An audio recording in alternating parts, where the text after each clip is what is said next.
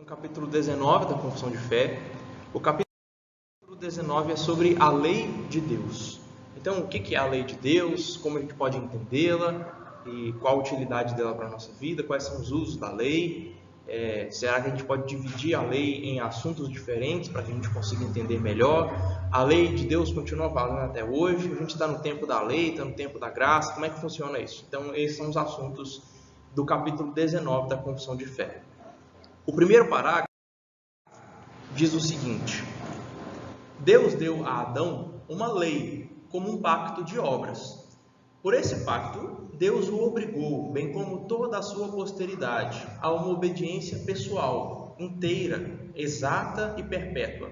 Prometeu-lhe a vida sob a condição de ele cumprir a lei e o ameaçou com a morte, caso ele a violasse, e o dotou com poder e capacidade para guardá-la. Então, esse é o que traz o primeiro parágrafo da Confissão de Fé. Nada disso aqui é novo. Tudo isso aqui a gente já viu lá no capítulo 6, que trata do pacto de Deus com o homem. Na verdade, acho que é capítulo 7, do pacto de Deus com o homem. Lá a gente aprendeu o que era pacto de obras. Quem aí lembra o que é pacto de obras e pode me dar uma breve explicação?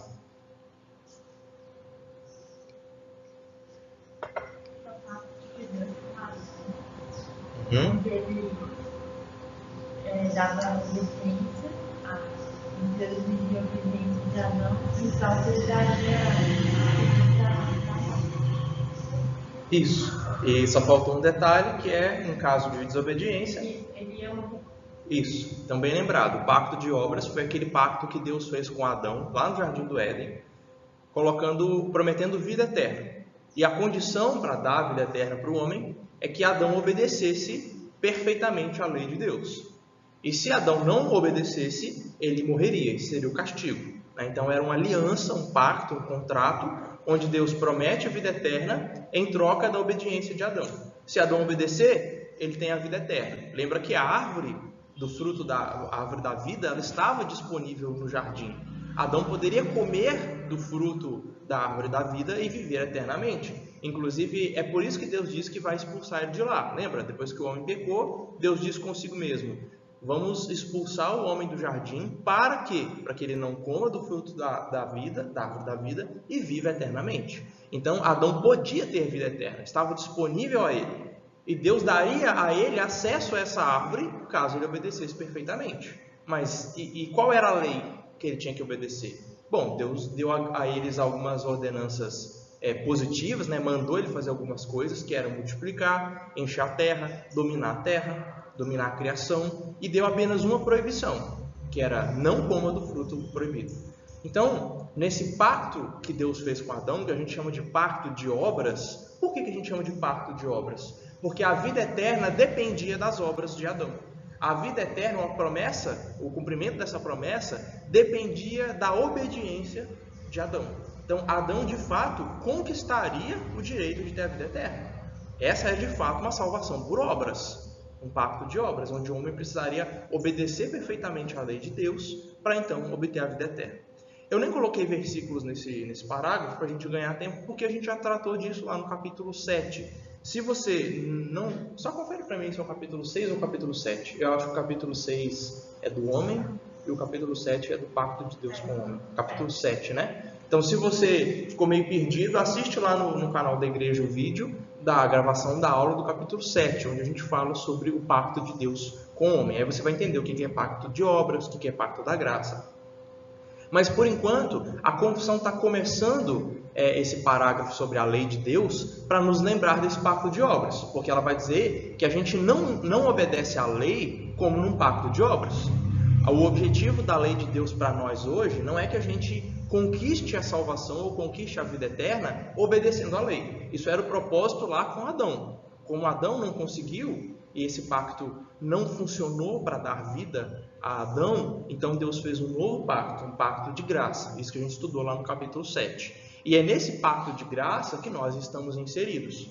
Mas só porque a gente está num pacto de graça, onde a nossa salvação não depende da obediência à lei, não quer dizer que a gente não tenha lei nenhuma. Pelo contrário, a maior parte das leis, dos mandamentos que nós conhecemos, foram dados no pacto da graça. Olha só como era simples o catálogo de mandamentos para Adão. Se multiplique, encha a terra, domine a terra, não coma do fruto.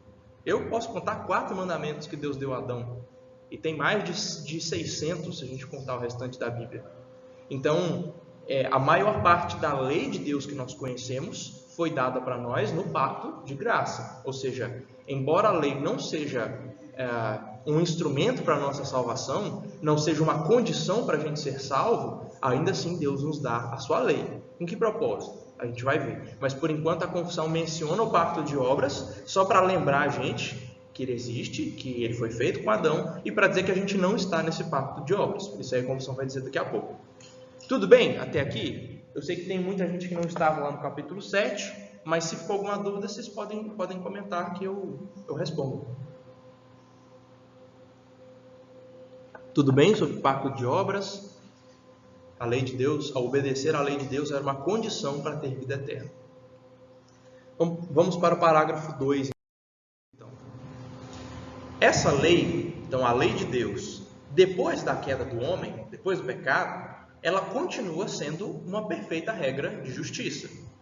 Como tal, foi por Deus entregue no Monte Sinai, em 10 mandamentos, e escrita em 2 tábuas de pedra. Os primeiros 4 mandamentos contêm os nossos deveres para com Deus, e os outros 6 mandamentos, os nossos deveres para com o homem. Então, esse é o que o segundo parágrafo da confissão nos diz. Então, vejam que a lei de Deus, ela não se resumiu apenas ao pacto de obras. Mesmo sob o pacto da graça, mesmo depois da queda, mesmo que Deus já colocou em prática um plano de salvação, ainda assim, Deus continua nos dando uma lei. Deus continua dando ao seu povo leis, mandamentos, ordens, estatutos, para que a gente cumpra. Então, Deus nos deu uma lei porque Ele quer que a gente cumpra, não mais com a finalidade da gente ser salvo. Isso era só para com Adão. Depois que Adão pecou, esse pacto, ele já não é um meio, a obediência à lei já não é mais a condição para a gente ter a salvação e a vida eterna. Mas ainda assim, Deus continua dando leis ao seu povo. E a maior expressão da lei de Deus se encontra nos 10 mandamentos. Digamos assim, um resumo adequado de toda a lei de Deus, todos os princípios se encontram nos 10 mandamentos. E a confissão diz aí para nós que desses 10 mandamentos, com esses 10 mandamentos, Deus nos ensina ou coloca regras para nós nos relacionarmos com Ele e com o homem, com o próximo. Então eu coloco para vocês aí no próximo slide um pequeno resumo dos 10 mandamentos. Os 10 mandamentos estão no livro de Êxodo, capítulo 20, versículos 1 até o versículo 17. Então eu resumi os 10 mandamentos nessa lista, nesses tópicos, e separei aí em 2 blocos, da mesma forma como as 2 tábuas, como a lei estava dividida em 2 tábuas de pedra. Na primeira tábua, os 4 primeiros mandamentos, que tratam do nosso relacionamento com Deus, ou colocam regras para nós nos relacionarmos com Deus. Então o primeiro mandamento é: não tenha outros deuses diante de mim. Então, não tenha outros deuses, não creia em outros deuses, não sirva a outros deuses, não creia em ídolos, não ofereça sacrifício a eles, não faça rituais a eles, tenha somente a mim como Deus. Segundo mandamento: não faça para você imagem de escultura e não adore essas coisas, nem preste culto a elas. Então, ainda é um mandamento que trata do nosso relacionamento com Deus. Eu não posso representar Deus por meio de uma imagem ou qualquer outro ser que seja dos céus ou da terra, e não posso prestar culto a imagens. Isso ainda trata do meu relacionamento com Deus. Esse é um mandamento que regula como eu devo cultuar a Deus. Eu não devo prestar culto a Deus do jeito que eu acho que é melhor, mas do jeito que Ele quer, do jeito que Ele manda, do jeito que Ele se agrada. Então, no meu relacionamento com Deus, eu devo adorá-lo, mas somente do jeito que Ele manda, e não do jeito que eu penso que é melhor, não do jeito que a minha cultura diz que eu tenho que adorar. O terceiro mandamento é: não tome o nome do Senhor teu Deus em vão. Então, eu devo honrar o nome do meu Deus, devo honrar tudo que Ele deixou para mim, a palavra, eu devo honrar a palavra, não devo fazer piadas com a Bíblia, não devo fazer piadas com a oração, não devo desrespeitar nada do que é santo, não devo desonrar nada que seja espiritual, nada que venha de Deus. Não posso desonrar o nome dele, não posso tomar o nome dele em vão. Então vejam, é um mandamento que trata do meu relacionamento com Deus, o quanto eu reverencio o nome do meu Deus, ou a glória dele. E o quarto mandamento: honra ou lembra-te do dia de sábado para o santificar. é um mandamento que trata do dia do Senhor. É um dia que pertence a Ele. Então Ele ordena que eu guarde, que eu santifique um dia de descanso para Ele. Então é um mandamento que trata do meu relacionamento com Deus. Então eu vou honrar o meu Deus, vou dar culto somente a Ele, e eu vou cultuar do jeito que Ele manda, não do jeito que eu acho que é melhor. Eu vou honrar o nome do meu Deus e vou guardar o dia santo dele, o dia de descanso. Então são mandamentos que regulam o nosso relacionamento com Deus. O outro bloco, aí a lista da direita, traz a segunda tábua de pedra que prescreve mandamentos que tratam do nosso relacionamento com o próximo, com outras pessoas, com o homem. Então, o primeiro desses mandamentos, que é o quinto, fala de nós honrarmos as nossas autoridades, as autoridades que Deus colocou sobre nós, das quais pai e mãe são a primeira. Então, Deus diz, honra teu pai e tua mãe. É um mandamento que trata do nosso relacionamento com o próximo. Eu vou amar a autoridade que o próximo tem. Eu vou honrar e respeitar a autoridade que as pessoas têm sobre mim. Então, todo mundo que está acima de mim, que tem autoridade, eu devo honrar, começando com pai e mãe. Então, esse é o quinto mandamento. O sexto mandamento é, não mate. E ainda é sobre o amor ao próximo, sobre o meu relacionamento com o próximo. Eu não posso odiar o próximo, não posso ferir, não posso matar o outro de forma alguma. Então, esse é o mandamento que trata do meu relacionamento com o próximo. Não cometa adultério. É um relacionamento que trata de aliança, de fidelidade. Eu devo honrar a aliança das pessoas. Então, se duas pessoas são casadas, eu não posso me intrometer nessa aliança. E se eu tenho uma aliança com uma mulher, ou no caso de uma mulher com um homem, eu não posso desonrar essa aliança. Então, não adultere, não traia seu esposo, não traia sua esposa, não deseje o marido ou a esposa de outro. Então, seja fiel à aliança com o próximo. Oitavo mandamento, não furte, não roube o que é do outro. Respeite o que é do outro. Ame o próximo a ponto de respeitar o que pertence a ele e não tirar dele. Não se apropriar do que não é seu. Então, ainda um mandamento que trata do meu relacionamento com o próximo. Nono mandamento, não dê falso testemunho contra o teu próximo, ou não conte mentiras a respeito de outra pessoa, ou não conte mentiras para outra pessoa. Então, ainda um mandamento que fala do meu relacionamento com o outro. Não cobice coisa alguma do seu próximo. E eu resumo assim, mas se você for olhar lá o 10º mandamento, vai ter uma lista de tudo que você não pode cobiçar. Não cobice o boi do teu próximo, o servo do teu próximo, a casa do teu próximo, a mulher do teu próximo, nem coisa alguma que pertence ao teu próximo. Então, não invejar o que é do outro, não cobiçar, não desejar o que é do outro, não desejar que ele perca para que você tenha, ou ficar revoltado, como é que ele tem isso, eu não tenho. E ficar chateado porque ele tem e você não. Então, não cobiçar o que é do próximo. Ainda trata do nosso relacionamento com o outro.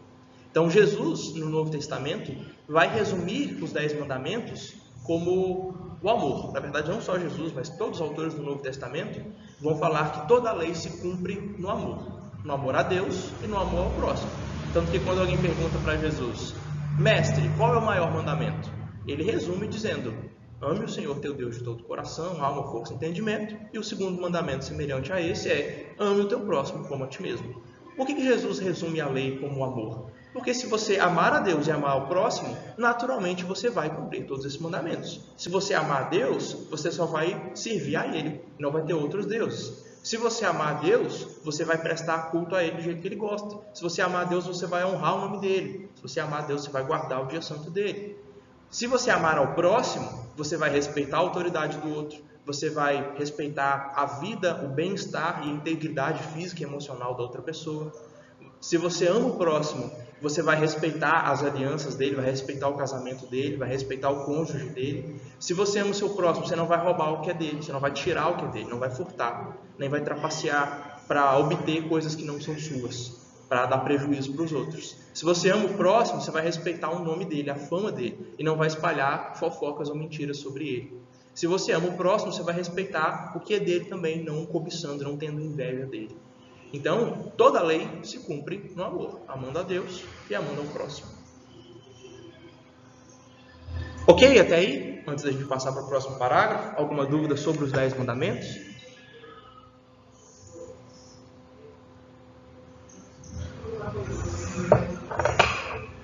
Desculpa, eu não estou te ouvindo. Pode falar um pouco mais alto?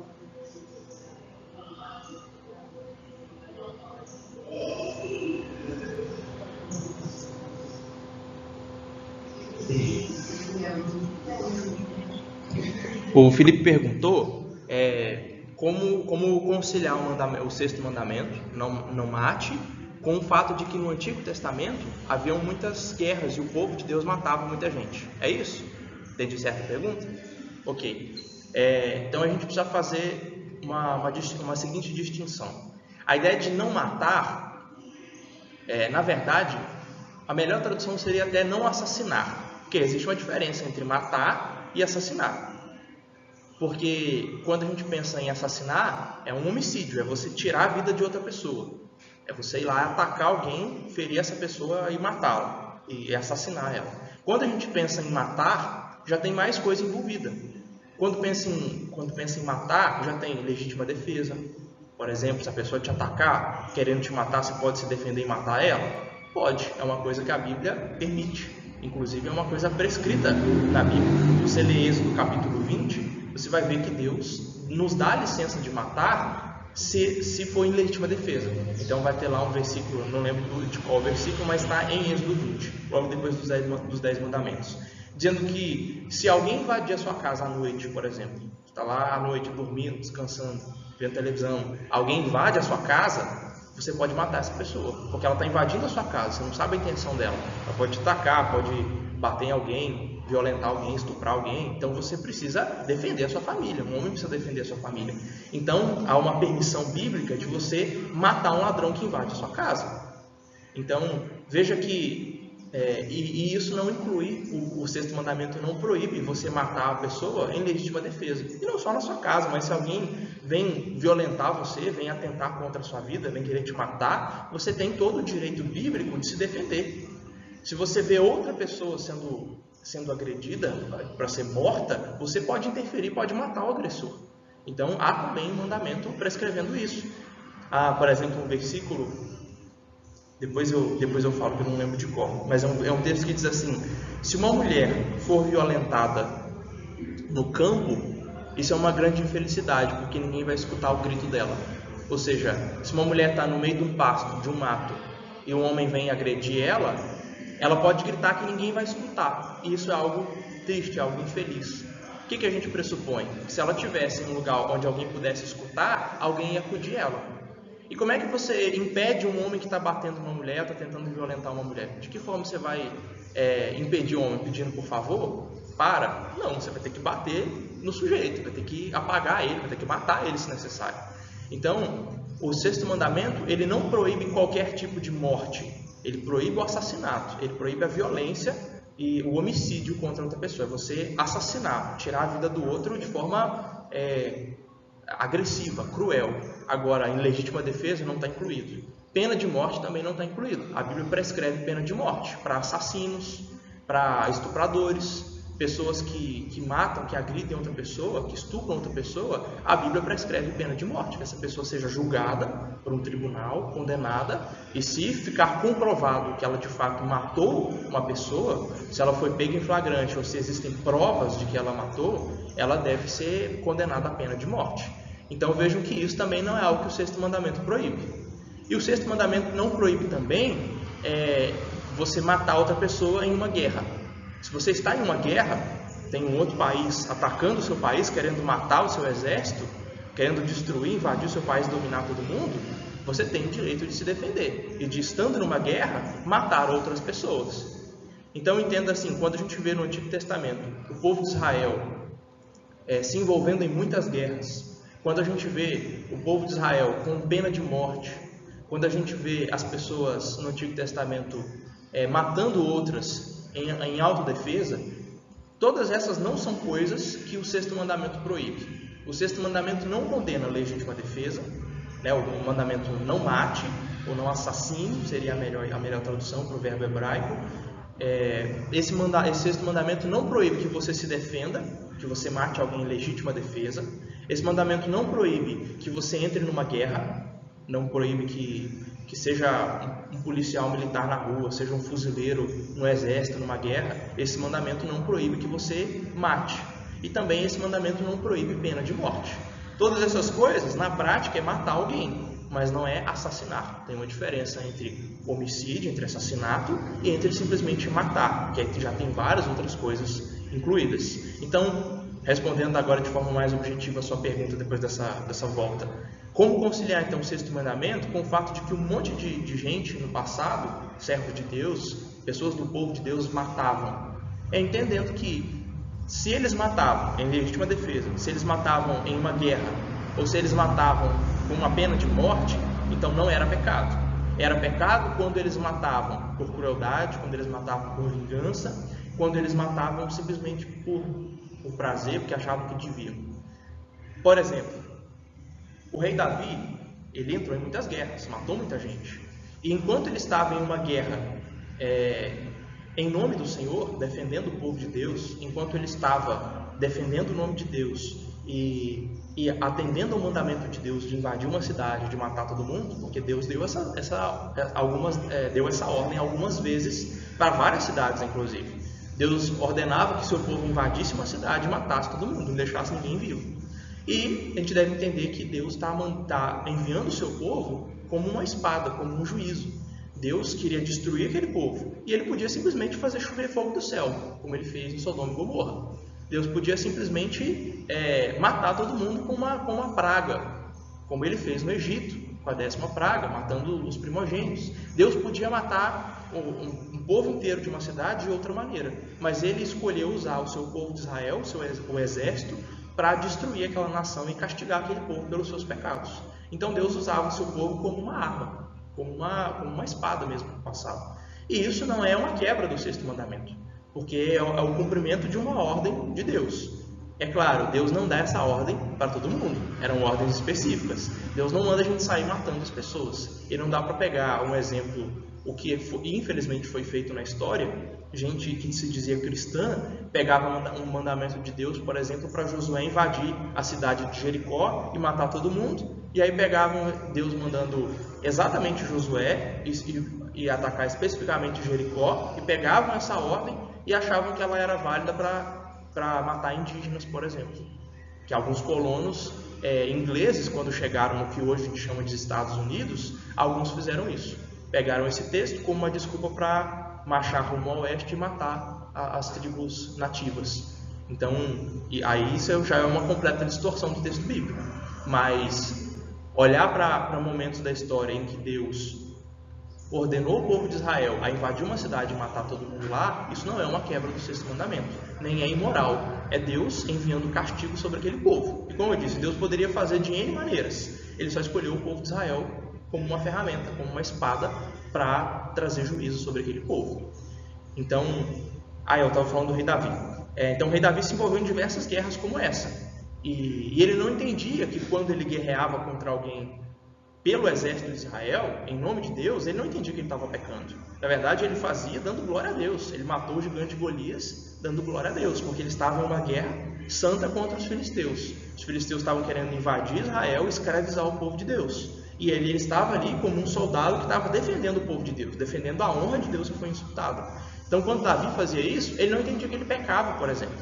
Mas em uma outra ocasião, quando um soldado de Davi assassinou e cometeu um homicídio contra um outro soldado que tinha traído, só que fazer isso sem um julgamento, sem um tribunal, Davi rasgou as vestes, Davi lamentou, porque ele soube que aquilo ali era pecado, porque foi um assassinato, sem julgamento, sem tribunal, sem estar em uma guerra, ele matou simplesmente por vingança, e isso é pecado, matar por vingança. Isso é a quebra do sexto mandamento. Consegui explicar? Consegui tirar sua dúvida? Tudo bem, gente? Podemos passar para frente? Com alguma dúvida?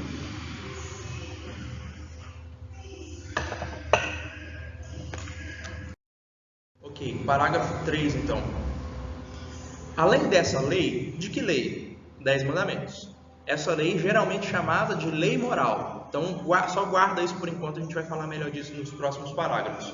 Então, só guarda por enquanto que 10 mandamentos é a lei moral.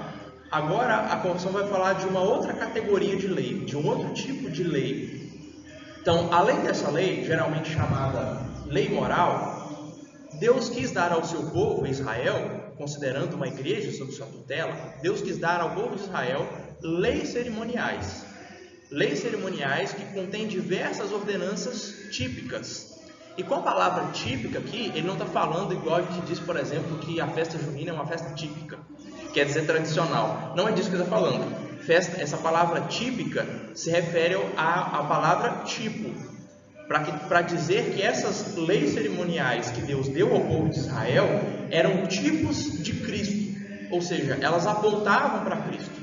Os sacrifícios do Antigo Testamento, por exemplo, a ordem de ir até o templo e oferecer um cordeiro como sacrifício, isso era um tipo de Cristo, ou seja, isso era um exemplo, uma ilustração da obra que Cristo faria no futuro quando viesse. Ele se sacrificaria para o perdão dos nossos pecados.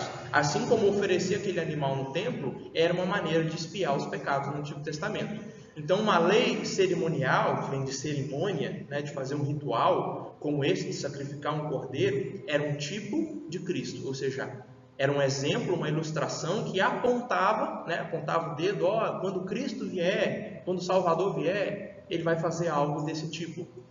Entendeu? Algo dessa natureza, como se sacrificar pelo pecado. Então, quando a confissão de fé fala que as cerimônias que Deus instituiu no Antigo Testamento eram ordenanças típicas, ele quer dizer que eram leis, que eram tipos de Cristo, que apontavam para a obra, para a pessoa e para a obra do Salvador que um dia viria. Ok, continuando aí na quarta linha, essas leis, ali no finalzinho. Essas leis, que em parte se referem ao culto e prefiguravam Cristo, suas graças, seus atos, seus sofrimentos e seus benefícios, e em parte representavam várias instruções e deveres morais, todas essas leis são abolidas sob o Novo Testamento. Eu vou explicar melhor daqui a pouco o que são essas leis cerimoniais, mas entendam por enquanto que está falando de leis que envolvem sacrifícios, que envolvem o cardápio, né, o que se podia, o que não podia comer, as festas que deveriam ser guardadas, festa da Páscoa, festa da Lua Nova, festa dos tabernáculos e as outras 4 festas do povo de Israel. Todas essas leis que envolviam o culto, os sacrifícios e as festas, todas essas leis, elas serviam para prefigurar Cristo, ou seja, para dar exemplos do que Cristo faria, quais seriam as suas obras, como é que Cristo sofreria, o que Ele faria a nosso favor para perdoar os nossos pecados, para nos salvar. Então, no domingo passado, ou no outro, por exemplo, no domingo anterior, eu falei para vocês sobre uma festa que se chamava o Dia da Grande Expiação. Era talvez com a Páscoa a principal festa judaica. E nessa festa eram trazidos dois bodes.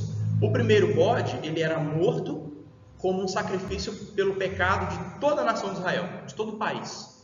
Era um bode oferecido como um sacrifício para os pecados de todo o país. O outro bode, ele simbolicamente, né, na cerimônia, ele era transferido para ele todos os pecados do povo de Israel, e ele era mandado para o deserto, para vagar lá e morrer sozinho. Então eram chamados de bode expiatório. É daí que inclusive vem a nossa expressão popular: fulano foi um bode expiatório. Quer dizer que ele foi sacrificado em lugar de outra pessoa. Ele tomou a culpa de outra pessoa e pagou o pato, e pegou o castigo no lugar de outra pessoa. Então bode expiatório é aquele que recebe a culpa do povo de Israel e é morto no lugar do povo, no lugar do país, da nação. O outro bode, chamado de bode emissário porque ele era enviado para o deserto para morrer de fome, de sede, para morrer sozinho para lá, para ilustrar o fato de que esse bode levava os pecados do povo para longe, assim como Deus afasta de nós as nossas transgressões. Assim como o Oriente está longe do Ocidente, assim Deus afasta de nós as nossas transgressões. Então, essa cerimônia do bode emissário era para simbolizar isso. E o bode era morto fora da cidade. Daí também Jesus ser morto fora de Jerusalém. Então, quando os evangelhos narram que Jesus foi levado para fora da cidade, você vai ver lá até uma notinha de rodapé na sua Bíblia, te mandando para o texto do Antigo Testamento que trata dessa lei do sacrifício ser feito fora da cidade. Então, o sacrifício ser feito fora da cidade era um tipo, uma prefiguração de que Jesus também morreria fora da cidade, levando para longe os nossos pecados e sendo sacrificado em nosso lugar. Então entendam que todas essas leis, essas cerimônias do Antigo Testamento, elas serviam para apontar para Cristo que viria no futuro, que executaria a sua obra. Uma vez que Jesus veio e já ofereceu um sacrifício perfeito, uma vez que Jesus já ofereceu um sacrifício que não precisa ser repetido, porque ele foi perfeito e é suficiente para todo sempre, então a gente não precisa mais repetir esse sacrifício de animais. Por isso que essas leis cerimoniais do Antigo Testamento, elas foram abolidas, diz a confissão de fé, no Novo Testamento. Vamos ver os versículos no Novo Testamento dizendo isso para nós, dizendo que essas leis foram abolidas.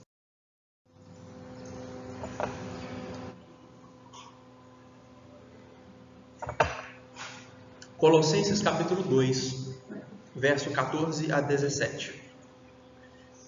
Está falando de Cristo e do sacrifício dele. Paulo diz assim: cancelando o escrito de dívida que era contra nós, e que constava de ordenanças, o qual nos era prejudicial, Cristo removeu ele inteiramente, esse escrito de dívida, e cravou-o na cruz, e despojando os principados e potestades, falando aí dos demônios, e despojando esses principados e potestades, publicamente os expôs ao desprezo, triunfando sobre eles na cruz. Portanto, que ninguém julgue vocês por causa de comida e bebida, ou dia de festa, ou de lua nova, ou sábados, porque tudo isso tem sido sombra das coisas que haviam de vir, porém o corpo é de Cristo. Então, esse é um texto muito interessante e está nos ensinando o seguinte: essas ordenanças que Deus deu no Antigo Testamento, essas leis cerimoniais.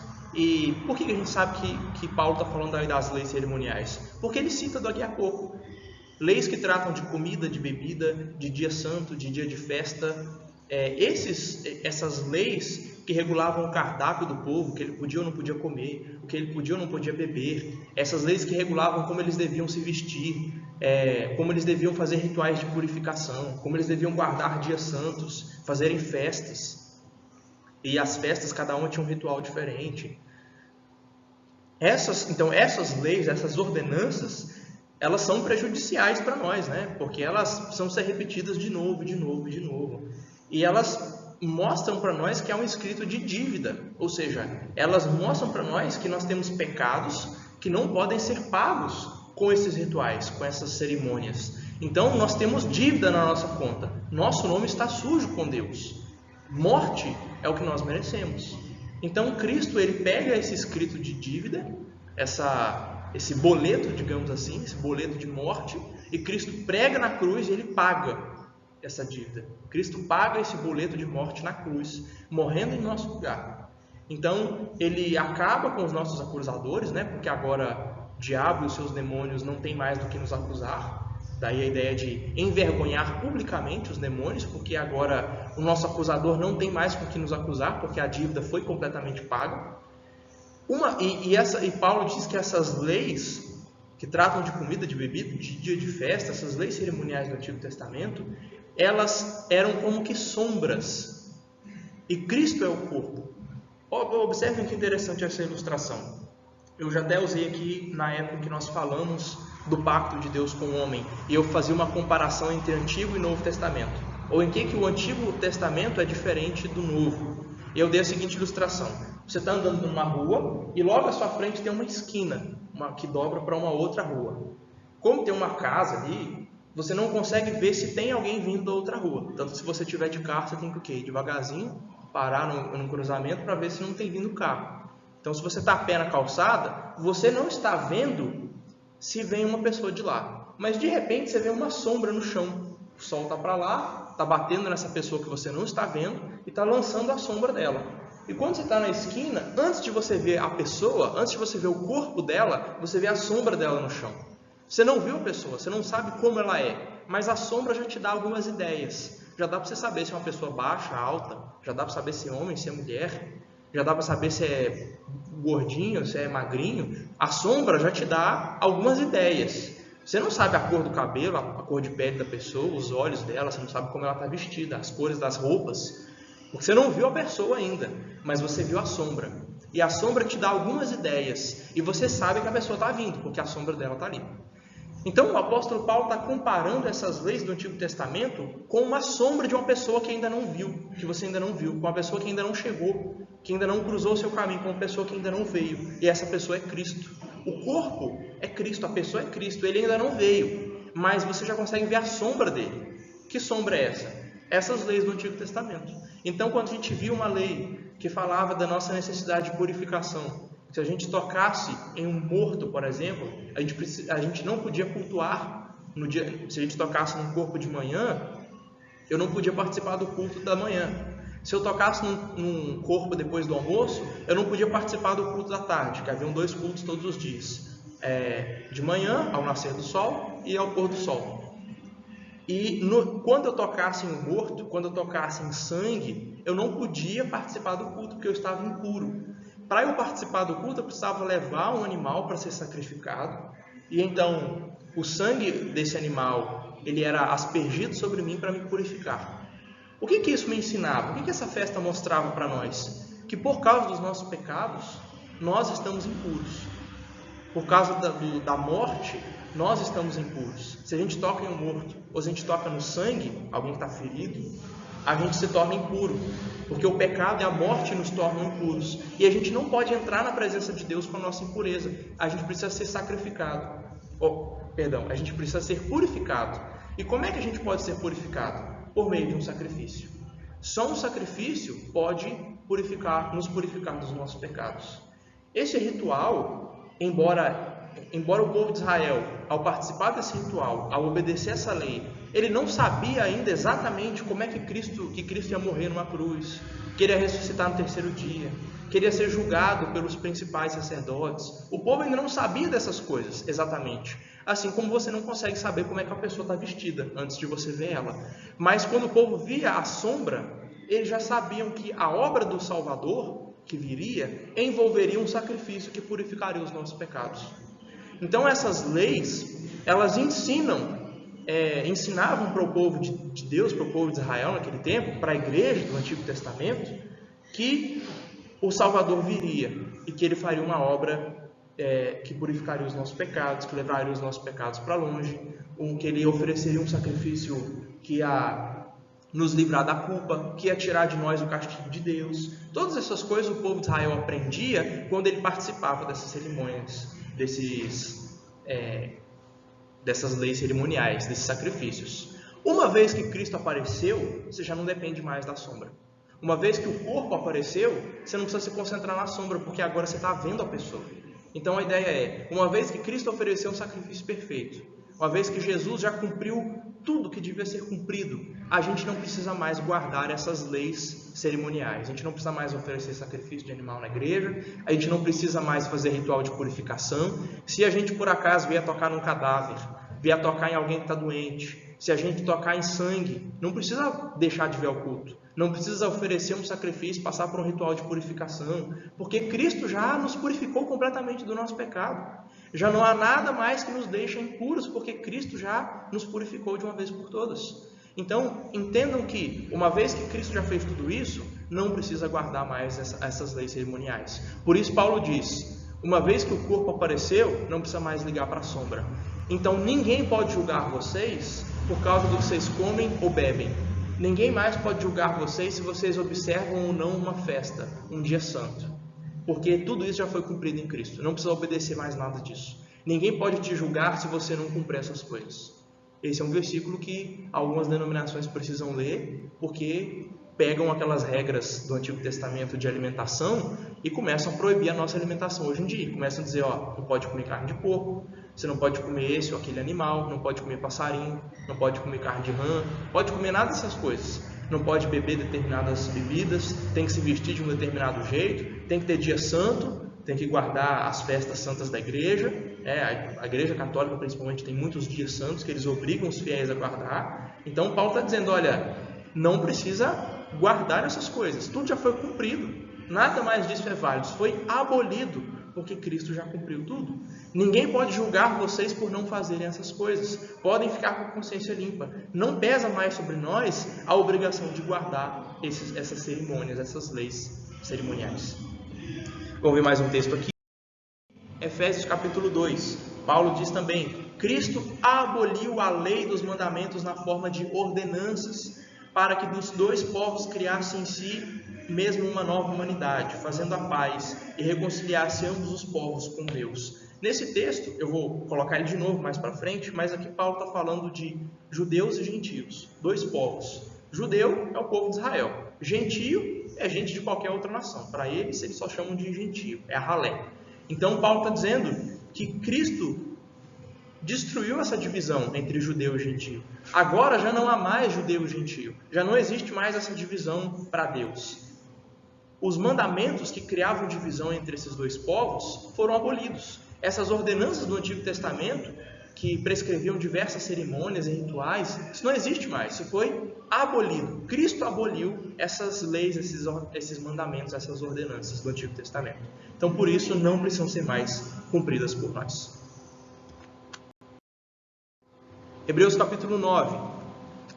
Na verdade, do capítulo 8 até o capítulo 10, se você ler na sua casa, você vai ver o quanto o autor de Hebreus está fazendo um comparativo entre o sacerdócio do Antigo Testamento, entre o sacrifício do Antigo Testamento com Cristo. Como Jesus é um sacerdote muito maior e muito melhor do que os sacerdotes do Antigo Testamento. E Jesus ofereceu um sacrifício muito maior e muito melhor e perfeito do que oferecia um sacerdote, do que o sacrifício oferecido no Antigo Testamento. Mas eu quero ler alguns versículos aqui com vocês. Larissa, só se prepara para passar aí, são vários versículos em seguida. Hebreus 9, começando com os versículos 1 e 2, diz assim: Ora, a primeira aliança, falando do Antigo Testamento, a primeira aliança, ou antiga aliança, também tinha preceitos de culto divino e o seu santuário terrestre. É verdade, inclusive, eu esqueci de mencionar, mas muitas das leis cerimoniais tratavam do tabernáculo, do lugar apropriado para oferecer o culto. Se você ler Levítico, se você ler Êxodo, você vai ver diversos mandamentos estipulando onde é que a mesa da propiciação devia estar, onde é que a arca da aliança devia ficar. E quando o povo vivia nômade no deserto, que eles viviam de um lugar para o outro, eles deviam transportar esse tabernáculo. Tem uma série lá de regras sobre como deveriam guardar os equipamentos e como deveriam transportar e quem deveria transportar. Então, várias regras assim. Continuando o versículo aí. Então, ora, a primeira aliança também tinha preceitos de culto divino e seu santuário terrestre, porque foi edificado um tabernáculo, cuja parte da frente, onde estava o candelabro, que é aquela vela com 7 ou 12, tipo um abajur com 7 ou 12 velas, é o candelabro. A mesa dos pães, a mesa da propiciação, que se chama Santo Lugar. Passando aí agora versos 9 e 10. Isto que? Essas leis e esse tabernáculo. Isso é uma parábola para a época presente, na qual se oferecem dons e sacrifícios. Embora estes sacrifícios, no que diz respeito à consciência, eles são ineficazes para aperfeiçoar aquele que presta culto, porque não passam de ordenanças da carne, baseados somente em comida, bebida e diversas cerimônias de purificação, impostas até o tempo oportuno de reforma. Ou seja, essas cerimônias, elas foram impostas por Deus para o seu povo até o momento oportuno, ou seja, não é para sempre, é até o momento de reforma. Haveria um momento, e houve um momento quando Cristo veio, em que todo esse culto foi reformado, em que todo o culto prestado no Antigo Testamento passou por uma transformação, passou por uma reforma. Nós não prestamos hoje culto mais como os crentes prestavam no Antigo Testamento. Na verdade, hoje o nosso culto é muito diferente. Permaneceram apenas leitura da palavra, oração e pregação. E sacramentos quando tem. Porque aqueles sacrifícios, os rituais, as vestes, tudo isso foi deixado para trás. Os pães da propiciação, a arca da aliança, o sumo sacerdote entrando lá, nenhuma dessas coisas mais é feita. O culto do povo de Deus passou por uma reforma. E Cristo foi o responsável por isso. Agora, versículos 11 e 12. Agora, o autor vai falar do tempo da reforma. O que aconteceu? Quando, porém, Cristo veio como um sumo sacerdote dos bens já realizados, ou seja, de sacrifícios que ele já ofereceu, que já estão realizados, mediante o maior e mais perfeito tabernáculo não feito por mãos humanas, quer dizer, não desta criação, e não pelo sangue de bodes e de bezerros, mas pelo seu próprio sangue, ele entrou no santuário, falando do santuário do céu, do santuário celestial, e de uma vez por todas ele obteve eterna redenção. Ou seja, uma vez que Cristo já fez tudo isso, agora essas leis já não estão mais em vigor. Cristo fez uma reforma, uma repaginada no culto, tirou todas essas cerimônias, não simplesmente porque ele cancelou, mas porque ele cumpriu elas estão abolidas no Novo Testamento não porque Deus engavetou ou varreu para debaixo do tapete, não porque ele resolveu ignorar, mas porque Cristo já cumpriu tudo. Não é isso que Jesus diz? Eu não vim cancelar a lei e os profetas, eu vim cumprir. Se essas leis cerimoniais estão abolidas no Novo Testamento, não é porque foi varrido para debaixo do tapete ou deixado para lá. Foi porque Cristo já cumpriu. Foi porque Cristo já fez toda a purificação a nosso favor. Foi porque Cristo já ofereceu um sacrifício perfeito, que dura para sempre, que não precisa ser repetido. Foi porque Cristo já nos fez puros e limpos e santos. Não precisa mais fazer cerimônias. Então, por isso agora ele obteve para nós uma eterna redenção.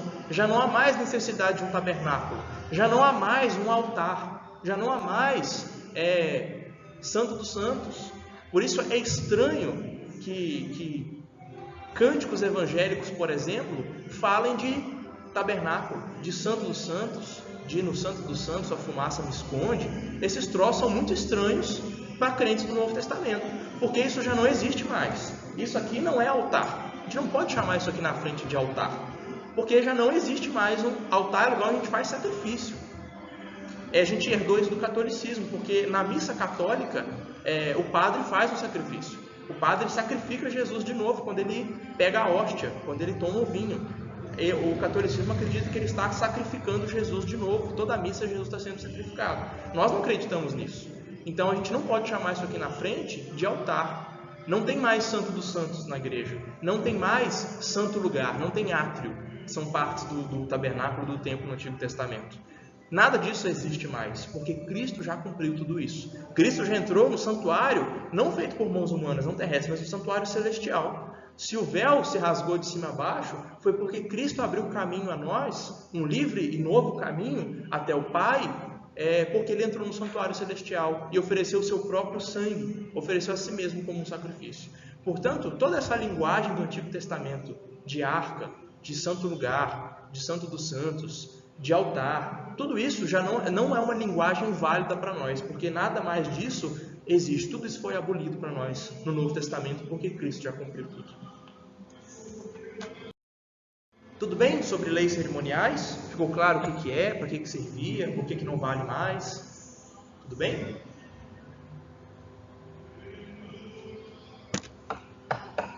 Ok, agora o parágrafo 4 vai falar das leis civis. É o seguinte: a esse mesmo povo, que povo? O povo de Israel, a nação de Israel. A esse povo, considerado como um corpo político, Deus concedeu diversas leis civis, que deixaram de vigorar quando o país daquele povo também deixou de existir, e que agora não obrigam a ninguém além do que exige a sua equidade geral. Ou seja, o que a confissão está dizendo aqui de forma resumida é que Deus deu leis civis ao povo de Israel. Pensa, o povo de Israel era uma nação, era um país. Eles tinham um sistema de governo, né, que era uma monarquia, tinham leis, tinham reis, que passavam o seu poder de geração em geração. Antes do rei morrer, ele passava o governo para o seu filho. Então, o povo de Israel tinha um sistema de governo, tinha um modo de governo. Eles eram um corpo político, né? Era um país político, é uma nação. Eles tinham leis que governavam tribunais, tinham lá um poder legislativo, tinham juízes, que governavam juntamente com o rei. Tinham os conselheiros, que eram conselheiros do rei, que eram um cargo político. A gente vê lá, por exemplo, quando Roboão, filho de Salomão, dividiu o templo, ele não pediu conselhos aos seus conselheiros. Tinham os conselheiros mais velhos, que aconselharam bem, dizendo: olha, diminui o imposto do povo. Mas Roboão falou assim: não, eu vou aumentar o imposto, eu vou aumentar a carga de trabalho, eu vou fazer eles aposentarem mais tarde, né? Qualquer semelhança com o nosso país é mera coincidência. Então ele ouviu os conselheiros mais novos e se deu mal, né? Quando colocou esses novos decretos em prática, houve uma revolução e o país se dividiu em dois. Então era uma nação, era um país. E como tal, eles tinham leis civis, leis que regulamentavam o exército, tinha uma série de leis sobre quem poderia ser soldado, sobre férias, dispensa militar. Tinham leis que regulavam tudo isso, leis que regulavam impostos, taxas a serem pagas para o rei, para o governo, leis sobre o que deveria acontecer quando alguém roubasse o boi do outro, leis acerca da divisão de território, da cerca, limite, compra de lote, venda de lote. Tinham leis que regulamentavam todas essas coisas, assim como no nosso país tem diversas leis civis. Quando a nação de Israel deixou de existir como um povo, essas leis deixaram de vigorar também. Não tem como a gente pegar uma lei civil do Antigo Testamento e tentar aplicar nós hoje, porque nós não somos mais o país de Israel. O nosso sistema de governo não é monarquia. Quem nos governa não é um rei que passa o seu poder de geração em geração. Nós vivemos em uma república federativa. Nós votamos, elegemos um presidente que a cada 4 anos é reeleito ou trocado. Nós vivemos em um sistema de governo completamente diferente. O nosso sistema de exército, de dispensa militar, é diferente. O nosso sistema de vender e comprar bens é diferente. A gente pode vender livremente os nossos lotes. O povo de Israel não podia vender o seu lote. O lote pertencia à família. Não podia se vender a outro. O nosso regime CLT trabalhista é diferente das leis trabalhistas do povo de Israel no Antigo Testamento. E assim por diante, são vários exemplos. Não dá para a gente pegar aquelas leis e tentar aplicar hoje, exatamente do jeito que está lá. A gente pode pegar o princípio geral, e isso a gente deve fazer, a confissão até observa isso, né? Aquelas leis não nos obrigam a ninguém, além dos seus princípios, da sua justiça, da sua equidade geral. Então a gente deve pegar essas leis e perceber como elas são aplicações dos 10 mandamentos e tentar aplicar a nossa realidade, que é diferente. Mas a gente não pode pegar esses mandamentos e tentar fazer deles mandamentos hoje, porque eles eram válidos para o povo de Israel. A partir do momento que a nação de Israel deixou de existir como um país, essas leis também deixaram de vigorar. Agora vamos ver de novo aquele texto lá de Efésios que eu falei que ia repetir. Paulo diz assim: de 2 povos, Cristo fez um só. Então haviam 2 povos, o povo de Israel e os gentios, qualquer outro que não pertencia a Israel. Desses 2 povos, Jesus fez um só povo, na sua carne. Ele derrubou a parede de separação que estava no meio. Então tinha um muro que separava judeus e gentios. E Cristo derrubou esse muro. Que muro era esse? Era um muro literal? Não tinha um muro em volta de Israel. Hoje tem, mas naquele tempo não tinha. Que muro era esse? Eram os mandamentos, as leis civis. Eram as leis que caracterizavam Israel como um país. Paulo diz isso, olha, Cristo aboliu a lei dos mandamentos na forma de ordenanças, para que dos 2 povos criasse em si uma nova humanidade, fazendo a paz e reconciliasse ambos os povos em um só corpo com Deus. Então, tudo que separava Israel das demais nações foi abolido. Todas as leis civis que diferenciavam quem era israelita de quem não era israelita, Cristo aboliu essa lei. Agora já não há mais divisão entre judeu e não judeu, de israelita e não israelita. Agora já não existe mais. Agora existe a igreja, salva por Jesus Cristo, e o mundo, perdido, lascado, que precisa ser resgatado pela graça de Jesus. Então já não existe mais povo de Israel. Como já não existe mais a nação de Israel, a gente não pode pegar as leis civis dadas àquele povo há milhares de anos atrás e tentar aplicar os dias de hoje. Simplesmente não funciona. Tudo bem sobre leis civis? Deu para entender o que é? Para que servia naquele tempo? O que não serve mais? Ok, fazendo um resumo agora então. A confissão de fé faz a divisão da lei de Deus em 3 categorias. Tem a lei moral, que é aquela lei que se acha resumida nos 10 mandamentos. Lembra? A confissão falou lá, além dessa lei moral, dos 10 mandamentos, Deus deu leis cerimoniais. Então, o que é a lei moral? A lei moral são aqueles princípios dados na lei de Deus, que são princípios. Os 10 mandamentos são princípios. Eles são muito diferentes de qualquer outra lei. Uma lei, normalmente, ela diz assim, você não deve fazer isso, porque se você fizer, o castigo vai ser esse. As leis, normalmente, elas já trazem a punição embutida, junta ali, anexada. Os 10 mandamentos, não. Eles são princípios morais universais. Honra teu pai e tua mãe. Isso é universal. É um princípio que vale em qualquer cultura. É um princípio que vale em qualquer época. É um princípio que não deixou de valer quando Israel deixou de existir, porque não é uma lei que regulamenta um país, um governo, uma civilização, uma sociedade. É uma lei que dá um princípio moral, que vai valer para sempre, para todas as épocas, para todas as pessoas. Honrar e obedecer, respeitar pai e mãe, é um princípio universal, que vale para todas as épocas, todos os lugares, todas as culturas. Não mate. não minta, são princípios universais. E esses 10 mandamentos, eles regulamentam princípios gerais para a nossa vida e para todos os povos de todas as épocas.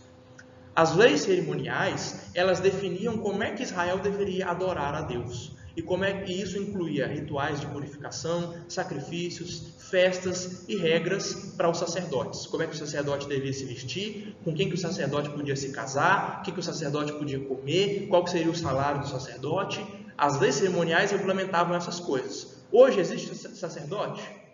Não. Hoje não existe sacerdote mais. A gente até fala na teologia da Reforma de sacerdócio universal de todos os crentes. Ou seja, por meio de Cristo Jesus, que é o sumo sacerdote, é o único sacerdote nosso, todos nós podemos nos achegar a Deus sem a mediação de uma outra pessoa. Já não existe mais sacerdócio. Por isso, na teologia católica, na teologia anglicana, na teologia luterana, essa ideia de sacerdócio é bem estranho, de ter lá um ministro que ele perdoa o pecado do povo, que ele realiza o sacrifício. Isso é muito estranho para nós. Já não existe mais sacerdócio.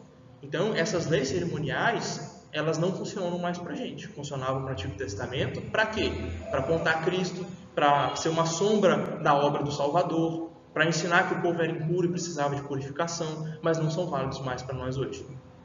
E tem as leis civis. A lei civil, ela regia Israel como uma nação política, incluindo o sistema de governo, a monarquia, incluindo as demandas específicas daquele povo, que vivia numa cultura específica, uma cultura do Oriente Médio, do Antigo Oriente Próximo, que é completamente diferente da nossa cultura hoje. É o jeito de vestir, o jeito de se comportar, completamente diferente. Aquela economia era uma economia agropecuária, muito diferente da nossa.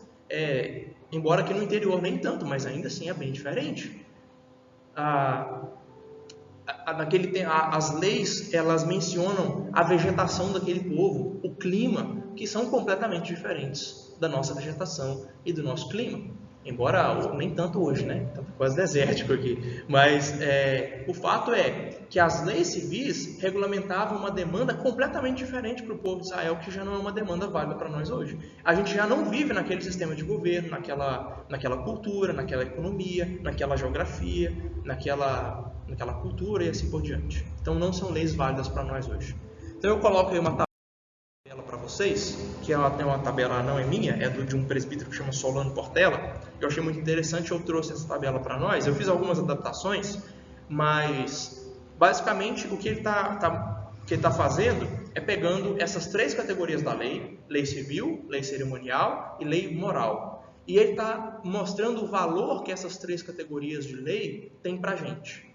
Então, qual é o valor histórico dessas leis? É total. Todas essas 3 leis têm um valor histórico completo para nós, porque elas nos ensinam a história. Elas nos mostram como é que foi no passado, como é que Deus lidou com o seu povo. Então, em termos de valor histórico, de nos mostrar como é que Deus, ao decorrer da história, tratou o seu povo, os 3 tipos de lei têm valor total para nós. Agora, quando a gente fala de valor didático, ou seja, do que essas leis ensinam para nós? As leis civis e cerimoniais, elas não ensinam tanto assim, porque elas não são completamente aplicáveis a nós hoje. Então, elas não nos ensinam tanto quanto nos ensinam os 10 mandamentos. Os 10 mandamentos têm valor total didático.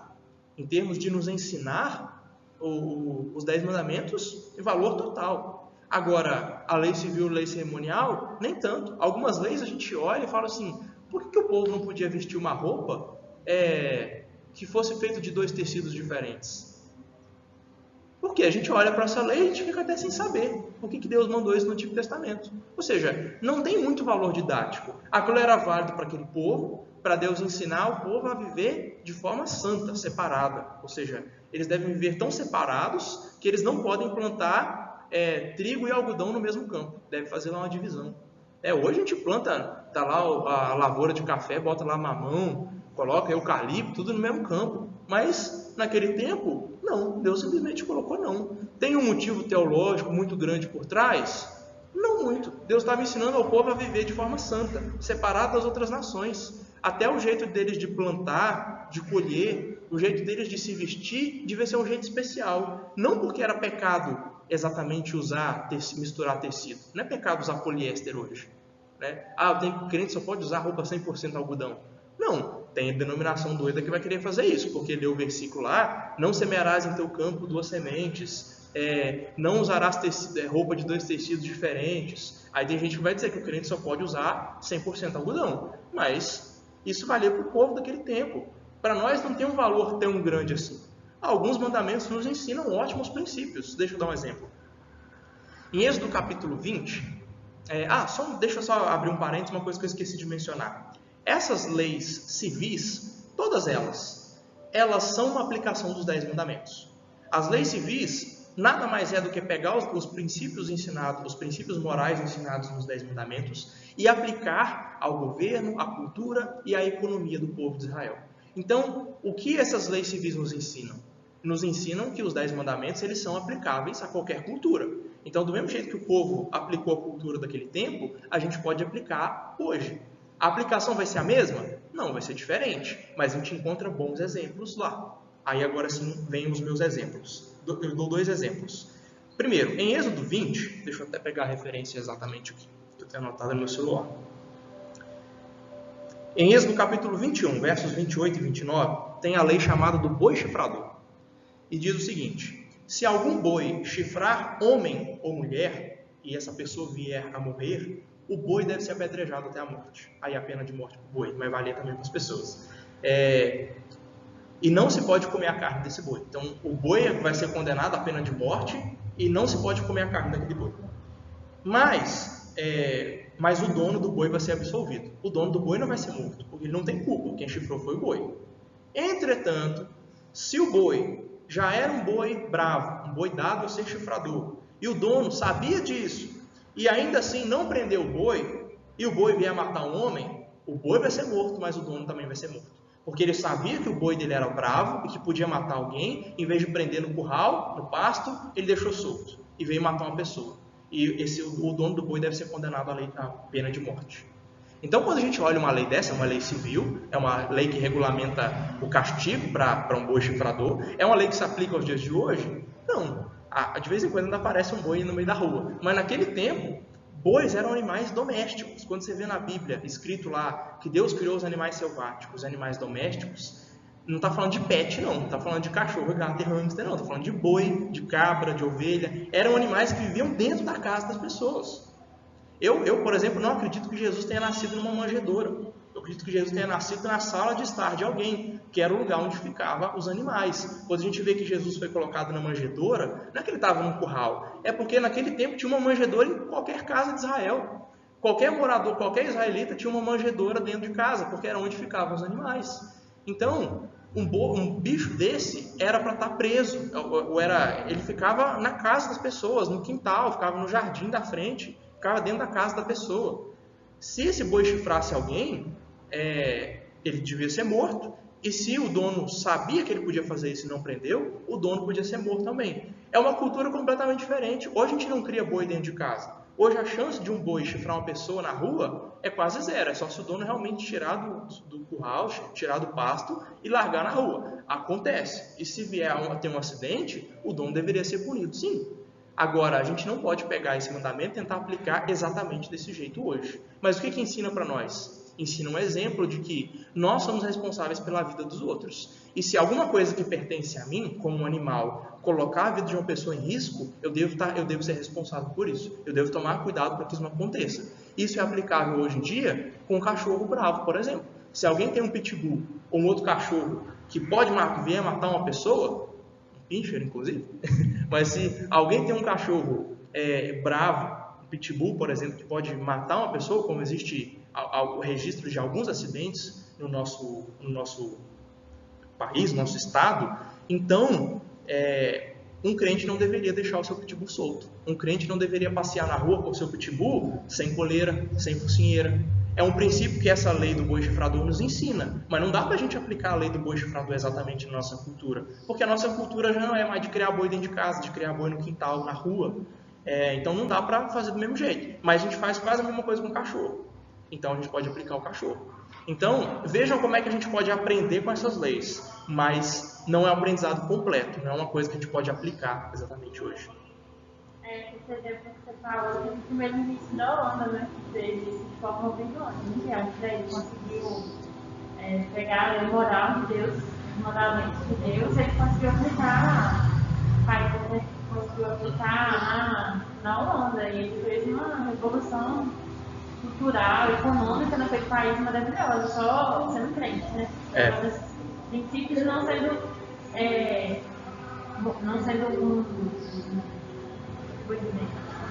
não fazendo da forma errada, mas ele pegando de fato os princípios e aplicando, né? A cultura daquele tempo, a economia sendo aberto, né? Sendo bíblico daquela forma, e ele fez isso até para quem não era crente. Quem não era crente gostou, né? Falou, não, bom, essa lei é boa, esse princípio moral é bom e a gente pode seguir. Porque indubitavelmente é um bom princípio para todos os povos, para todas as épocas. Tem até aquele livro, né, que cristianismo, Calvinismo. Isso, calvinismo. É muito bom, que ele explica, né, mostra como que ele fez isso. E esse é o papel de um cristão legislador, seja um vereador que escreve leis, seja um jurista que estuda leis, que julga, né, um juiz. Essa é a tarefa do cristão na política, é de tentar aplicar os princípios morais da palavra de Deus aos dias de hoje. Então, isso também vale para o poder executivo, né? Eu falei de legislativo e judiciário, mas também vale para o executivo.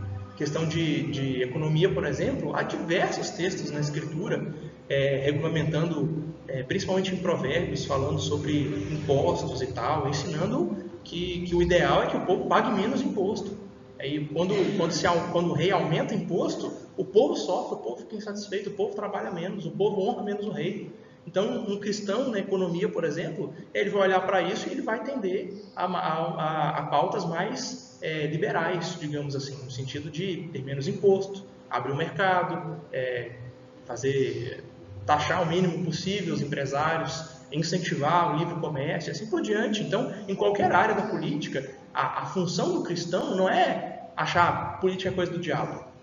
Não, política pode ser usada como um belo instrumento do diabo, mas o papel do cristão na política é tentar aplicar os princípios da palavra de Deus, que não é apenas dar uma copia e cola com esses mandamentos, mas é olhar para eles, olhar para o valor didático que essas leis civis têm e tentar aplicar os princípios à nossa realidade hoje, né? Agora, com respeito à terceira aqui, o revelador. Então, quando a gente pensa no valor revelador que essas leis têm para nós, é o seguinte sentido: o quanto que isso revela a respeito de Deus, a respeito da salvação, a respeito de Jesus Cristo. A lei civil revela pouco a respeito da obra do Salvador, senão o fato de que ele vai ser rei, que ele governa, que o seu reino será eterno, que ele regerá as nações com cetro de ferro. Tirando essas pequenas revelações, a lei civil não traz muita revelação a respeito de Cristo. E a lei cerimonial já traz bem mais revelação, porque já, como uma sombra, já apontava para a obra de Jesus. Agora a lei moral já aponta completamente para a vontade de Deus, já nos revela completamente a vontade de Deus para nós hoje, para qualquer tempo, já nos revela muito a respeito do Messias. E qual é o valor normativo dessas leis? Bom, como eu disse, lei civil e cerimonial não tem nenhuma validade para nós hoje. Validade no sentido normativo, né? Não tem nenhuma obrigação de nós cumprirmos hoje. Não estamos obrigados a cumprir a lei civil, nem estamos obrigados a cumprir a lei cerimonial, em nenhum aspecto. Mas a lei moral nós estamos completamente obrigados a cumprir. Os 10 mandamentos são uma total ordem para nós ainda hoje e vai continuar sendo para sempre. E é isso que o próximo parágrafo vai dizer. Faltou eu dar mais um exemplo quando eu estava falando do valor didático da lei civil. Tem uma outra lei, que é a lei do parapeito, que ensinava quando alguém fosse construir uma casa e essa casa tivesse um terraço, devia ser colocado um parapeito no terraço, para não acontecer de alguém subir no terraço e cair, e vier a se machucar ou vier a morrer. E a lei dizia que se isso vier a acontecer, o dono da casa também seria punido com morte. Então vejam como essas leis tinham pena de morte para um monte de coisa, mas sempre era para quando você é responsável pela morte de alguém. O que está sobre a sua propriedade, seja um escravo, seja um animal, seja a sua casa, que é uma propriedade sua, é um pertence seu, se isso vier a causar a morte de alguém, você é culpado da morte dele, você vai ser castigado por morte também. Então, essas leis não dá para ser aplicada ao dia de hoje dessa maneira, mas nos ensinam, por exemplo, que a gente deve se preocupar com o equipamento de segurança de um pedreiro. Quando a gente contrata alguém para fazer um serviço na nossa casa, a gente tem que fornecer material de segurança para ele. Porque se ele cai, se machuca ou vem a morrer trabalhando para a gente, a culpa é nossa. A nossa lei atual já faz isso de certa forma, mas não é de forma tão séria. Nos faz pagar uma multa, uma indenização, às vezes até bem alto, mas é uma vida, o valor de uma vida. Quanto vale uma vida? Não dá para botar um valor numa vida. Não dá para dizer, ó, você vai pagar 100 mil, 1 milhão que você matou outra pessoa. É dinheiro demais, mas ainda assim é pouco quando você fala de valor de uma vida. Então, é uma coisa que cristãos têm que pensar. Se eu vou contratar os serviços de alguém, eu preciso fornecer material de segurança. Eu preciso dar o EPI necessário, eu preciso me preocupar com o bem-estar dessa pessoa, com a saúde dela, com a segurança dela. E quando eu contrato pessoas e não forneço nada disso, ou deixo lá o pedreiro pendurado na minha casa, no segundo, terceiro andar, sem nada lá, o risco dele cair, o sangue dele vai estar na minha mão. E eu vou ser culpado disso. E Deus vai cobrar isso na minha mão. Isso, com certeza, essa lei civil me ensina. E me ensina a me preocupar com isso. E, como eu disse, juristas cristãos devem pensar em elaborar leis que condenem fortemente, e com represálias e pena muito grande, quem é responsável por uma coisa dessa. Se no nosso país não tem pena de morte, no mínimo colocar muitos anos de prisão para quem é responsável pela morte de outra pessoa. Isso é algo que a Bíblia nos ensina, a tratar com muita seriedade pessoas que são responsáveis pela morte de outro, por qualquer propriedade que seja, um animal, uma casa. Então essa é a ideia. Agora, parágrafo 5. Claro.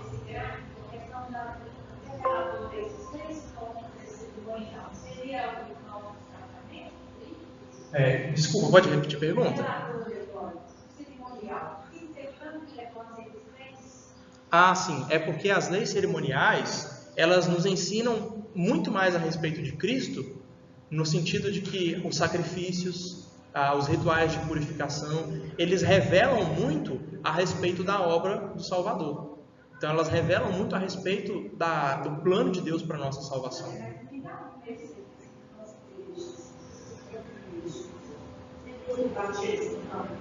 Ah, não. É no sentido de que, assim, quando a gente olha para uma lei do Antigo Testamento, a lei da água de purificação, por exemplo. Se você tocasse no morto, você precisava ir até o templo, você levava um animal, o sacerdote oferecia o sacrifício, então ele pegava uma água e... Então, aí é isso que eu estou dizendo, e borrifava. Quando eu leio hoje essa lei, ela tem um valor revelador para mim, no sentido de que, olha, eu sei que o povo entendia que o Messias, quando viria, ele oferecia um sacrifício que ia nos purificar do nosso pecado e ia nos dar acesso a Deus. Então, esse valor revelador, ele é mais para o povo daquela época do que para nós, porque hoje a gente já tem a revelação completa de Deus.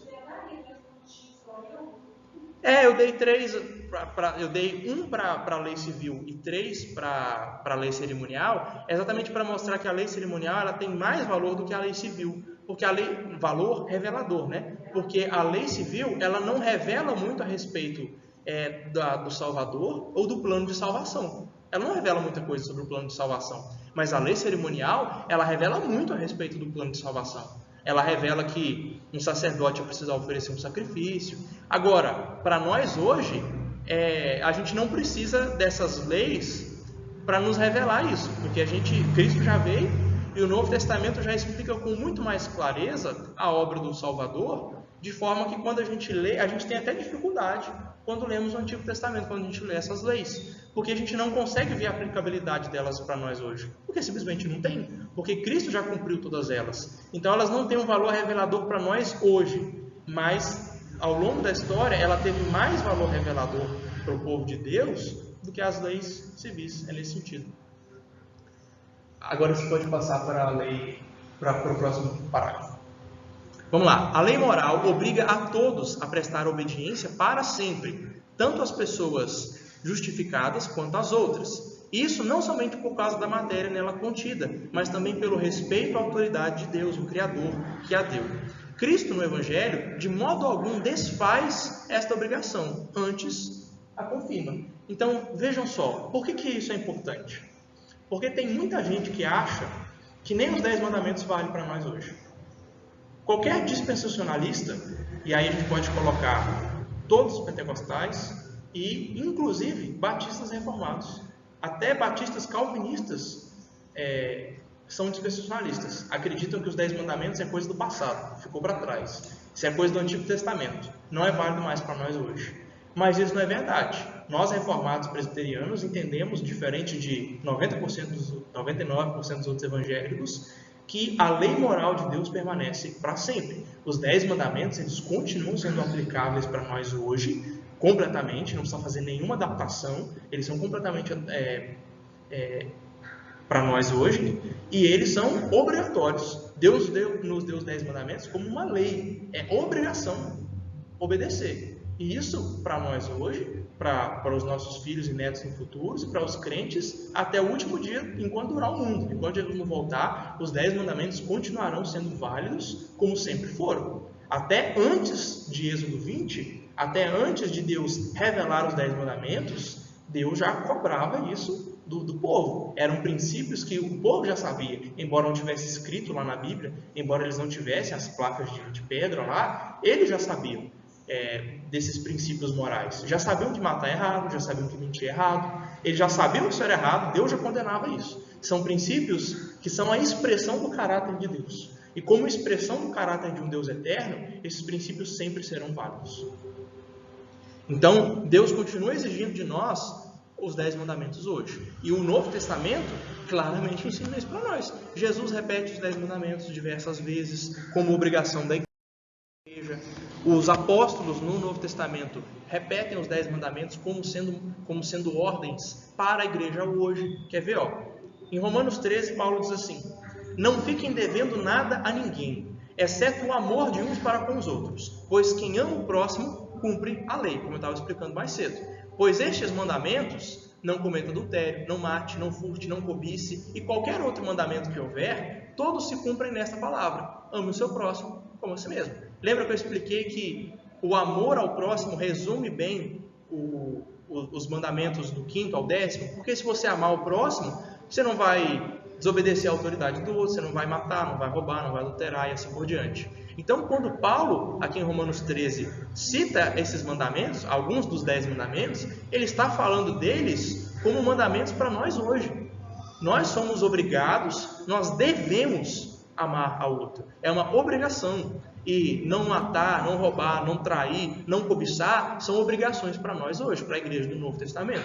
A gente não pode achar que 10 mandamentos é coisa do Antigo Testamento que não tem mais valor. Isso não é verdade. Embora a gente entenda que a lei civil e a lei cerimonial foram abolidas, a lei moral não. A lei que se acha resumida nos 10 mandamentos não. Eu esqueci de colocar aqui também, mas tem Tiago, irmão do Senhor Jesus Cristo, escrevendo, e ele diz assim: quem quebra um mandamento, quebra toda a lei. Porque o Deus que ordenou não matarás é o mesmo Deus que ordenou não furtarás. E se você não mata, mas rouba, você desobedeceu a Deus do mesmo jeito. Então, Tiago fala dos 10 mandamentos como sendo aplicáveis a nós hoje, como sendo regra de obediência a nós hoje. Esse parágrafo é o último e ele é muito grande. Então eu resumi ele em tópicos. Eu vou ler rapidinho aqui o parágrafo, mas não vou gastar muito tempo explicando cada parte porque ele é muito grande. Eu resumi ele em 3 tópicos. Embora os verdadeiros crentes não estejam sob a lei como um pacto de obras, lembra, o pacto de obras foi quando Deus obrigou Adão a obedecer toda a lei para ser salvo. O crente já não tem a obrigação de cumprir a lei para ser salvo. Não é a nossa obediência que nos salva, é a graça de Deus em Cristo. Mas, então nós não estamos obrigados a obedecer a lei como um pacto de obra para sermos por ela justificados ou condenados. Contudo, ela serve de grande proveito, tanto para os crentes como para as outras pessoas. Como regra de vida, ela nos informa a vontade de Deus e o dever que nós temos para com Deus. Ela nos dirige e nos obriga a andar segundo a retidão que Deus exige. Esses mandamentos, eles descobrem de nós também as pecaminosidades, as poluições ou poluições da nossa natureza, do coração e da vida, de maneira como, examinando-se por meio dessa lei, nós alcançamos mais profunda convicção do nosso pecado, maior humilhação por causa dele e maior aversão a ele. E ao mesmo tempo, nos dá mais clara visão da necessidade que nós temos de Cristo e da perfeita obediência dele. Passando. A lei também é de utilidade aos regenerados, aos crentes, a fim de conter a nossa corrupção, porque ela proíbe o pecado. As ameaças da lei servem para mostrar o que os nossos pecados merecem e quais as aflições que por causa dele nós devemos esperar, ainda que nós estejamos livres da maldição da lei. Passando mais uma. Do mesmo modo, as suas promessas, ou as promessas para quem cumpre a lei, mostram que Deus aprova a obediência deles e que bênçãos nós podemos esperar dessa obediência, ainda que essas bênçãos não sejam devidas pela lei, considerada como um pacto de obras. Assim como fazer um homem o bem ou mal, só porque a lei estimula aquilo ou proíbe isso, não prova estar ele sob a lei ou sob a graça. Então, eu resumi esse parágrafo grandão da seguinte maneira. Esse parágrafo fala dos usos da lei. Então eu posso, olhando para esse parágrafo, dizer que a confissão ensina que a lei tem principalmente 3 usos. O primeiro deles é revelar a vontade de Deus para a nossa vida. A lei mostra o que Deus quer da gente. Como é que Deus quer que a gente viva? Deus quer que a gente só tenha Ele como Deus, que a gente adore Ele como Ele manda, que honre o nome dEle, que guarde o dia santo dEle, que honre a autoridade do próximo, não mate, não traia, não roube, não minta e não cobice. Deus quer que a gente viva assim. A lei revela para nós qual que é a vontade de Deus para a nossa vida. Tem muito crente que fala assim, queria saber qual que é a vontade de Deus para a minha vida. Lê a Bíblia, lê os mandamentos. Esse é o jeito que Deus quer que a gente viva. Quem está com a Bíblia aí, abra por favor no Salmo 119 e lê o versículo 4 a 6. Aí eu vou pedir já outra pessoa para abrir em Romanos 3, versículo 20. Romanos 7, versículo 7. Gálatas 3, versículos 19 a 24 e Romanos 8, versículos 3 e 4. Cada um abre um desses textos aí. Salmo 119, versículos 4 a 6, Romanos capítulo 3, versículo 20, Romanos 7, versículo 7, Gálatas 3, versículos 19 a 24 e Romanos 8, versículos 3 e 4. Quem achou o Salmo 119 pode ler.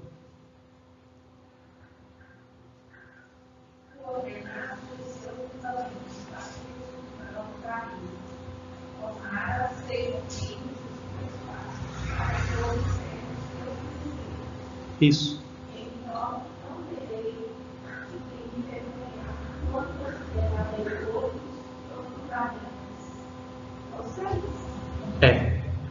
Então vejam que Deus deu as suas leis, os mandamentos, para que a gente cumpra a risca. A lei do Senhor é o caminho em que a gente deve seguir retamente, sem desviar para a direita ou para a esquerda. É para seguir por aquilo que é a vontade de Deus para a nossa vida. A lei também mostra a pecaminosidade do nosso coração. A lei serve para isso. A lei serve para mostrar o quanto a gente é pecador, porque a gente lê o mandamento e fala, eu não consigo cumprir isso, eu falho em cumprir isso, eu não consigo obedecer perfeitamente a esse mandamento. Romanos 3, verso 20, quem achou pode ler. Visto que ninguém será justificado diante dele por obras da lei, em razão de que pela lei tem um pleno conhecimento do pecado. Isso, então a lei revela o nosso conhecimento, dá conhecimento do pecado. Ela mostra que a gente é pecador. A gente olha para a lei e fala, eu sou miserável, eu não consigo obedecer a Deus. É exatamente por isso que ninguém vai ser justificado diante de Deus por obras, porque não há ninguém que cumpra os mandamentos. E a lei, ela só mostra a nossa pecaminosidade. Agora Romanos 7, verso 7. E depois é a lei pecado de modo nenhum. Mas eu não teria conhecido o pecado, senão por intermédio da lei. Pois não teria conhecido o cobiça, se a lei não disser, não cobiçarás. Exatamente, é aquilo que ele já tinha falado em Romanos 3. A lei dá pleno conhecimento do pecado. Eu não saberia o que é cobiçar, ou eu não saberia que cobiça é pecado, se não tivesse o 10º mandamento para me dizer, não cobice. Então, eu sei que eu peco porque a lei dá uma ordem que eu não consigo cumprir. Quando eu comparo a minha vida com o que Deus ordena no mandamento, eu vejo que eu sou pecador. Então, eu não saberia que eu sou pecador se a lei não dissesse que eu sou. Agora, a lei também serve para mostrar a nossa necessidade de Cristo. Se a lei mostrou que eu sou pecador, a lei também mostra que eu preciso de Jesus. Já que eu não consigo obedecer à lei e conquistar a salvação, eu preciso de Jesus para isso. Quem achou Gálatas 3, 19 e 24 pode ler.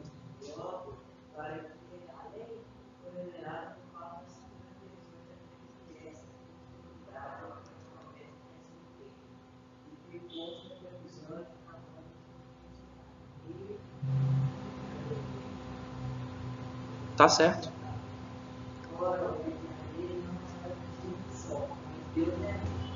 Logo, a lei, as promessas de Deus, sem nenhuma só publicidade, a lei que deve tudo estar a justiça, na verdade, que é segundo a lei. Mas a Escritura, segundo o negócio do pecado, vai que a promessa dela vem do Espírito dos caras. Isso. Então, o que Paulo disse aí é que se eu conseguisse conquistar a vida eterna pela obediência à lei, então a justiça seria pela lei. Mas a lei encerrou todo mundo debaixo do pecado, ou seja, a lei provou que todo mundo é pecador. Para que ela provou isso? Para mostrar que nós precisamos de Cristo e para nos dirigir até Cristo, nos conduzir até Cristo. Nós precisamos de Jesus. Porque só Jesus obedeceu perfeitamente à lei. É Ele que pode nos justificar. Eu não consigo conquistar a vida. Jesus sim. Então eu preciso dele. Então essa é a ideia. Quem achou Romanos 8 pode ler os versículos 3 e 4. Porquanto o que for impossível à lei, o que estava enfermo pela carne, isso fez Deus enviando o seu próprio Filho em semelhança de carne e da morte, e os nossos ao pecado, e, com efeito, condenou Deus na carne o pecado, a fim de que o preceito da lei se cumprisse em nós, que não andamos segundo a carne, mas segundo o Espírito. Isso. Então, quando Paulo diz aí, o que a lei não conseguiu fazer, o que ele está falando? Nos dá a salvação. Mas não é porque a lei é ruim. A lei é santa, justa e boa, ele diz no capítulo 7. Quem leu aí Romanos 7 viu isso. A lei é pecado? De modo nenhum, a lei é santa, justa e boa. O problema é a nossa carne, o problema é a nossa fraqueza, é a nossa pecaminosidade. Como a gente, pela nossa pecaminosidade, não consegue cumprir a lei, então a gente não consegue a vida eterna pela obediência da lei. Mas o que a gente não conseguiu obedecendo a lei, Deus conseguiu. Ao enviar o seu Filho, Jesus veio, cumpriu ele, sim, cumpriu toda a lei, sem pecado, sem desobediência, e conquistou para nós a salvação. O que a gente não conseguiu obedecendo a lei, Cristo conseguiu para nós. Então, a confissão fala aí de 3 usos da lei. A lei serve para revelar a vontade de Deus para a nossa vida, então a gente deve obedecer, porque eu sei, quando eu leio o mandamento, os 10 mandamentos e as aplicações dele, que sejam válidas para a minha cultura, para a minha época, eu sei, eu estou cumprindo a vontade de Deus. A lei serve para mostrar que eu sou um pecador. Eu olho para a lei e eu falo, eu sei que eu devia fazer isso, é a vontade de Deus, mas eu não consigo, eu sou um miserável. Eu leio, não cobiçarás, e eu tenho inveja das pessoas, eu não consigo. Então mostra que eu sou pecador. E ao mesmo tempo a lei me conduz até Cristo. A lei é o aio, Paulo diz em Gálatas 3. É o mestre, é o professor que vai nos dirigir até Cristo. E vai fazer assim com a gente: meu filho, miserável, você não consegue não? Deixa eu te mostrar alguém que cumpriu a lei perfeitamente. Deixa eu te mostrar alguém que pode te salvar. E a lei nos conduz até Cristo. O fim da lei é Cristo, diz Paulo. O objetivo da lei é Cristo, é nos levar até Ele. Então são esses os 3 usos da lei.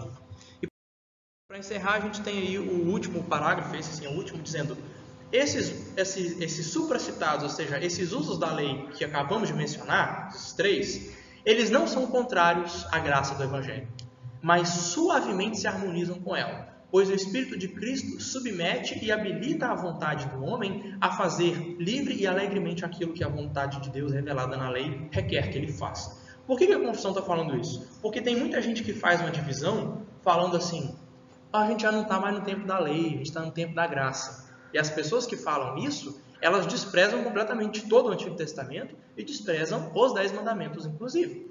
E elas dizem assim: o crente não tem mais que obedecer à lei, agora o crente está na graça.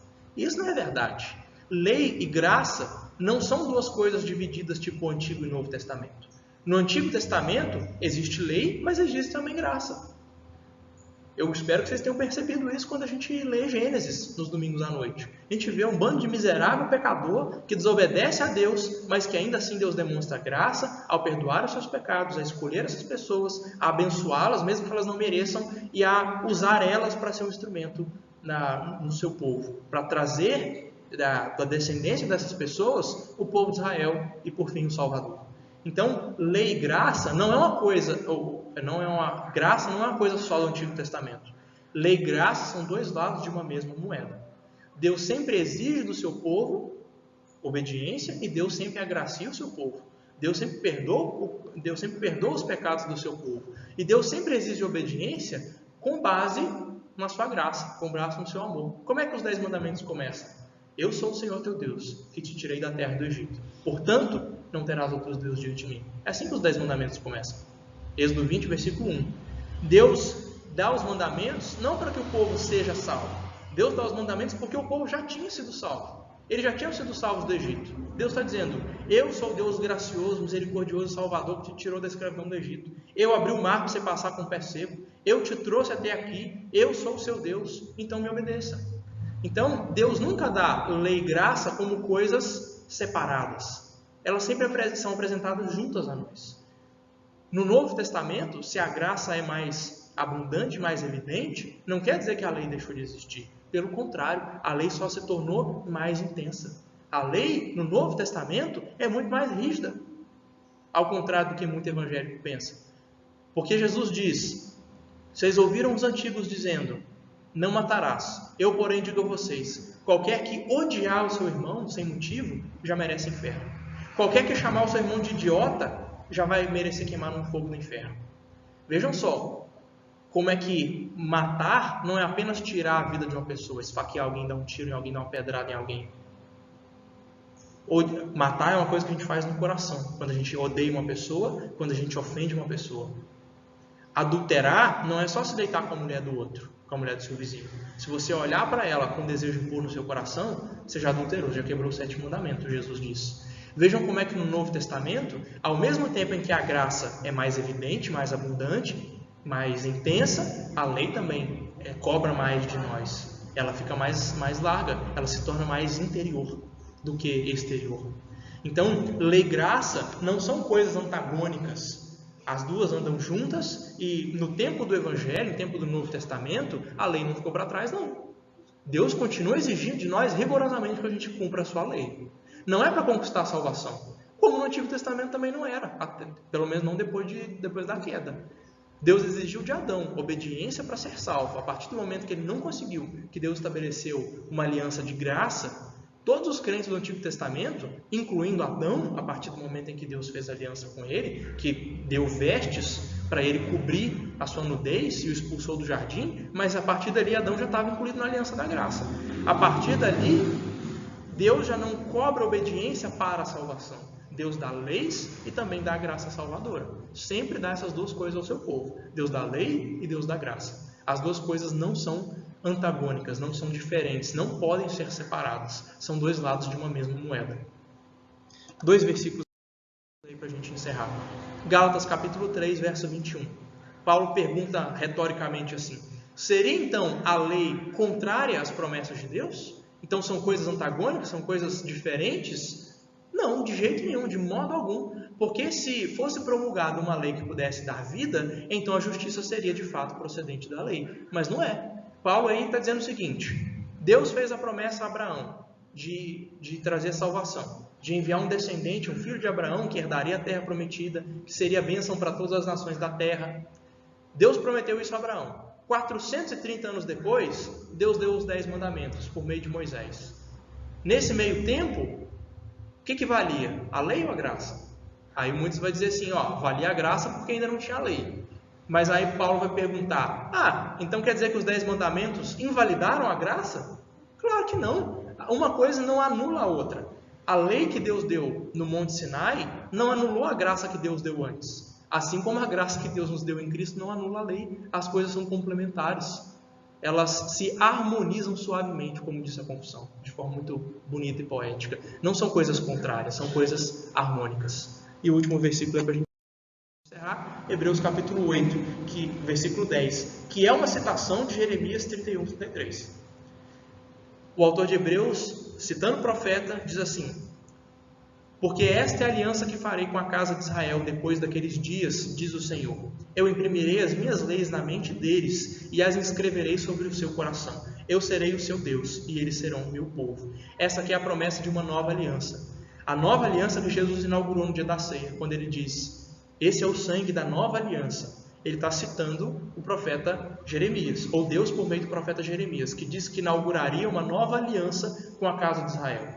Jesus inaugurou essa nova aliança que o profeta já estava anunciando aqui.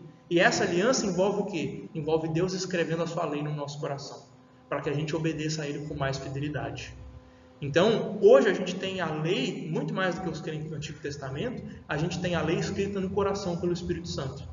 Então, nós também estamos obrigados a cumprir a lei. Ela foi colocada no nosso coração. A nova aliança não invalidou a lei, pelo contrário, uma das promessas sobre a nova aliança é que a lei estaria no nosso coração, para que a gente obedecesse, para que a gente cumprisse e fôssemos fiéis ao Senhor. Então, isso aí é o que o capítulo 19 da nossa Confissão de Fé nos ensina. Ficou alguma dúvida? Querem fazer algum comentário?